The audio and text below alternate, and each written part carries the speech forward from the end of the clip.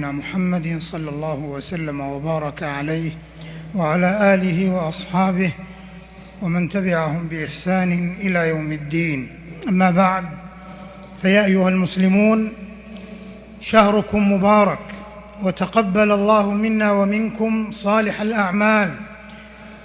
الحمد لله أن بلغنا وإياكم شهر رمضان وجعلنا من أهل الإسلام ومن أمة سيد الأنام.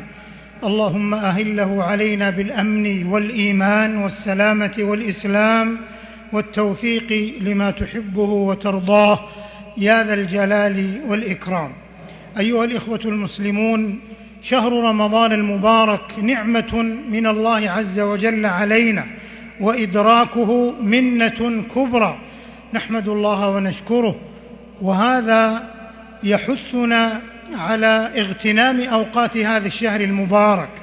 نهنئ المسلمين جميعا بحلول هذا الشهر العظيم وهذا الموسم الكريم، وهو فرصة عظيمة وسانحة كبيرة ينبغي على المسلم أن يغتنمها بالأعمال الصالحة. كان رسول الله صلى الله عليه وسلم يبشر أصحابه بقدوم شهر رمضان، ويهنئ أصحابه بقدوم هذا الشهر العظيم.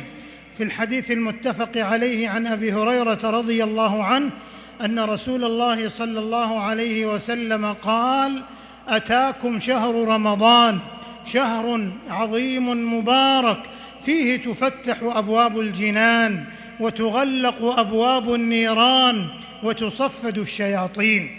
فينبغي على المسلم أن يغتنم أوقات وليالي هذا الشهر المبارك بالإقبال على الله، بصحة المعتقد وتقوية الإيمان وإخلاص العمل لله عز وجل، ولزوم سنة رسول الله صلى الله عليه وسلم ومنهج سلف الأمة الصالحين رحمهم الله ورضي عنهم.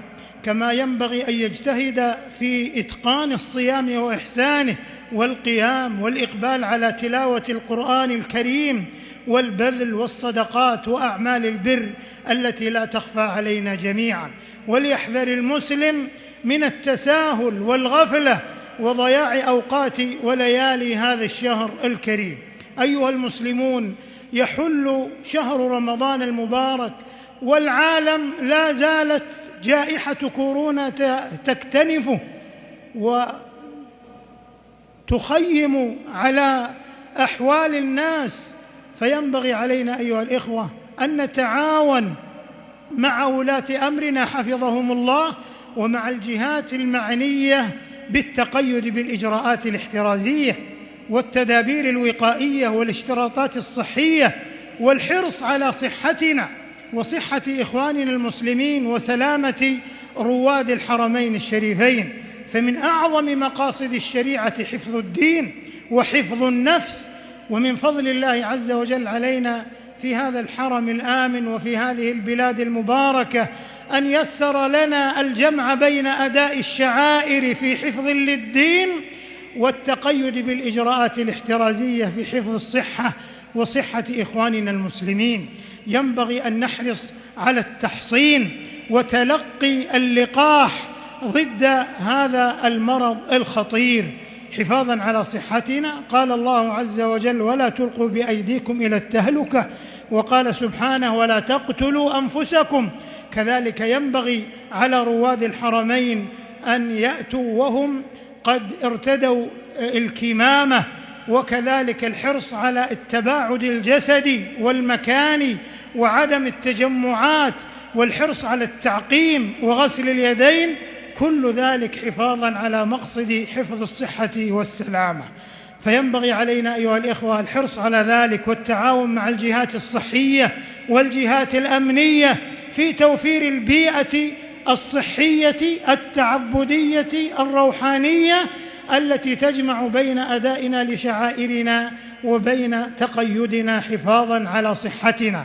باسمكم جميعاً نرفع أسمى آيات التبريكات والتهاني لمقام ولاة أمرنا حفظهم الله، الذين يبذلون جهوداً عظيمة في خدمة الحرمين الشريفين وخدمة روادهما وتهيئة الأجواء لهم، فجزاهم الله خيرا وضاعف مثوبتهم.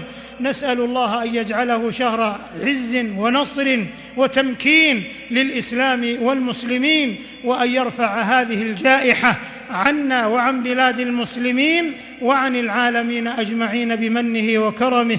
تقبل الله منا ومنكم صالح الأعمال، وأعاننا وإياكم على الصيام والقيام، وكتب لنا ولكم ولوالدينا العتق من النار بمنه وكرمه، إنه جواد كريم. وآخر دعوانا أن الحمد لله رب العالمين، وصلى الله وسلم على نبينا محمد وعلى آله وصحبه أجمعين، والسلام عليكم ورحمة الله وبركاته.